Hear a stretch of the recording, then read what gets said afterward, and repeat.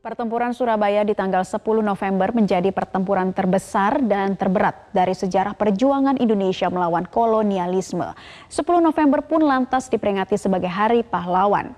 Rekan Monica Gracia dan juru kamera Fikri Alfadin akan mengajak Anda menyusuri beberapa tempat yang menjadi saksi peristiwa 10 November dalam informasi berikut.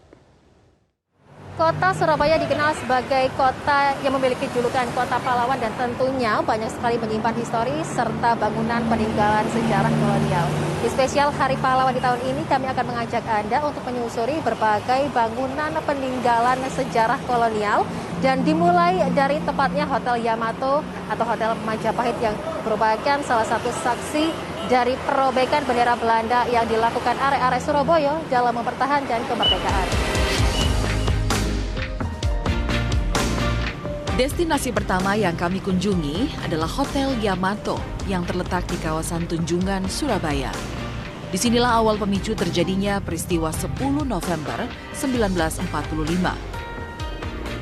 Lokman yang merupakan perwakilan Inggris dan juga orang Belanda di Surabaya tidak mau mengakui kemerdekaan Indonesia dan mengibarkan bendera Belanda berwarna merah, putih, dan biru di atas Hotel Yamato pada 19 September 1945. Hal ini memicu ketersinggungan arek-arek Surabaya yang masih merasakan euforia pasca proklamasi kemerdekaan. Ratusan arek Surabaya pun mengepung hotel tersebut.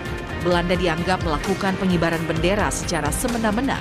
Bendera Belanda kemudian diturunkan dan diganti dengan bendera merah putih.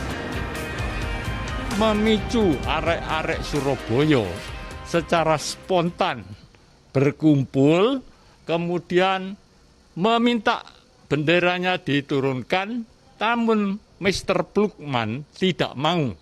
Sehingga arek-arek Surabaya naik ke atap, menurunkan bendera, menyobek yang biru, menaikkan lagi jadi merah putih. Hal ini membuat Mr. Plukman marah besar, menembak pistol yang kena 3 orang arek Surabaya tewas.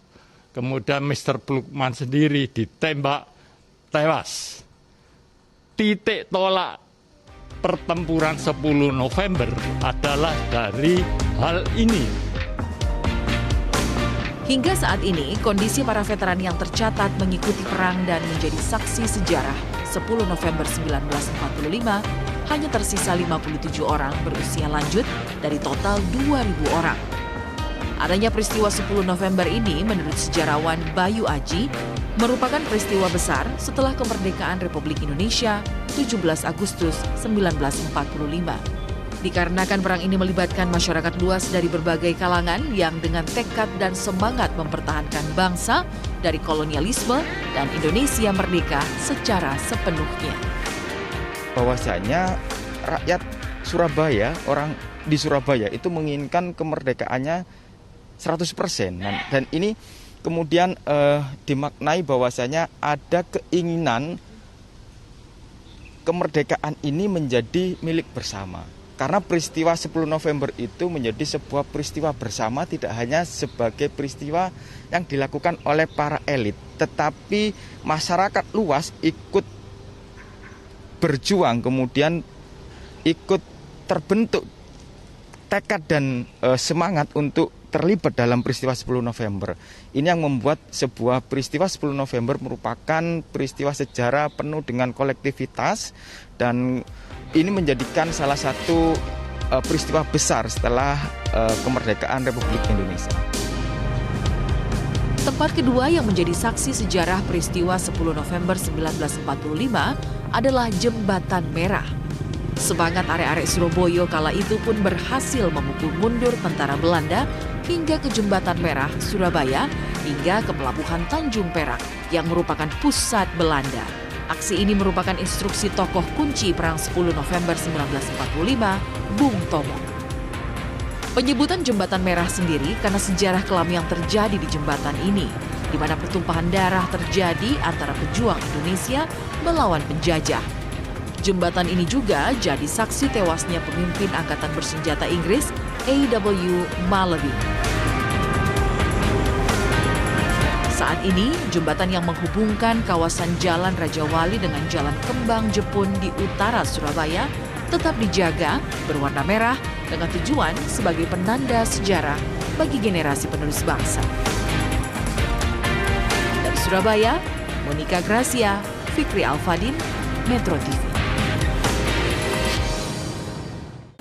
Jangan lupa subscribe YouTube channel Metro TV News dan jangan lupa nyalakan notifikasinya. Pemerintah Provinsi DKI Jakarta menyerahkan keputusan isolasi mandiri terhadap Rizik kepada pemerintah pusat. Wakil Gubernur DKI Jakarta Ahmad Riza Patria menyatakan ketentuan isolasi mandiri terhadap Rizik Syihab menjadi kewenangan Kementerian Luar Negeri. Pemerintah Provinsi DKI Jakarta hanya akan berkoordinasi dengan pemerintah pusat terkait hal tersebut. Sesuai aturan Kementerian Kesehatan, warga negara Indonesia yang tiba dari luar negeri harus menjalani isolasi mandiri serta membuktikan negatif COVID-19 melalui tes usap. Biarlah menjadi kewenangan wilayah dari pemerintah pusat, dalam hari ini Kementerian Luar Negeri ya. Terkait perlu tidaknya diisolasi itu nanti menjadi tugasnya dari Satgas Pusat yang saya kira sudah berkoordinasi dengan pemerintah Arab Saudi, dengan Pak Habib Rizik dan keluarga, bagaimana penanganannya, apakah yang bersangkutan ketika berangkat di sana sudah melakukan swab PCR. Menko Polhukam Mahfud MD meminta aparat kepolisian tak bertindak berlebihan terkait kepulangan pemimpin FPI Rizik Syihab. Mahfud juga menyinggung niat pulang Rizik yang kerap dikaitkan dengan revolusi akhlak yang semestinya menimbulkan kebaikan. Semuanya harus tertib, silakan menjemput tapi tertib, rukun dan damai seperti yang selama ini dianjurkan oleh Habib Rizik.